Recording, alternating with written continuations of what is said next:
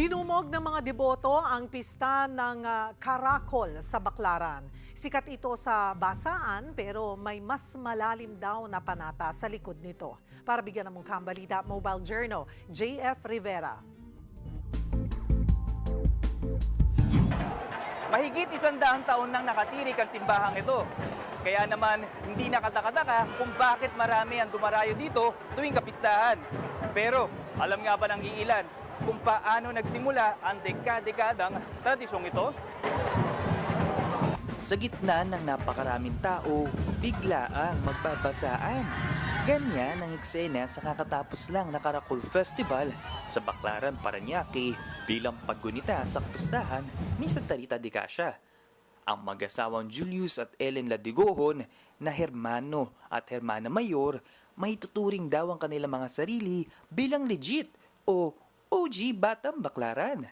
Noong unang panahon, hindi naman daw talaga basahan ang sisti sa Karakol, kundi nagpipiesta sila mismo sa tubig. Ang Karakol noon ay walang basaan.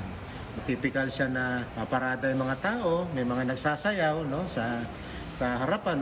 Ang tunay na Karakol po talaga ay fluvial parade. So dinadala po ang nanarita doon po sa dagat, sinasakay po sa bangka at doon na po sila nag-umpisa pumarada. Pero dahil sa pagbabago ng panahon at wala na halos karagatan sa paligid ng Baclaran, naging dahilan ito para magkaroon ng basaan.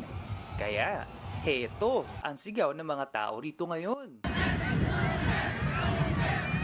Pero heto raw talaga ang challenge, kung paano uunahin ng mga taga-Baclaran ang debosyon bago ang bakasyon. Maraming challenge kasi, for example, yung mga ibang activities namin. So, syempre, kailangan mo ng mga participants. So, right now, maraming mga nagbabakasyon. So, medyo mahirap. Challenges na nakikita namin is yung paano ba natin na madadala yung mga tao dito sa parokya at maging bagong deboto ni Nana Rita de Casia. Tinuturing ng mga Katoliko bilang patron saint of impossible causes si Santa Rita de Casia.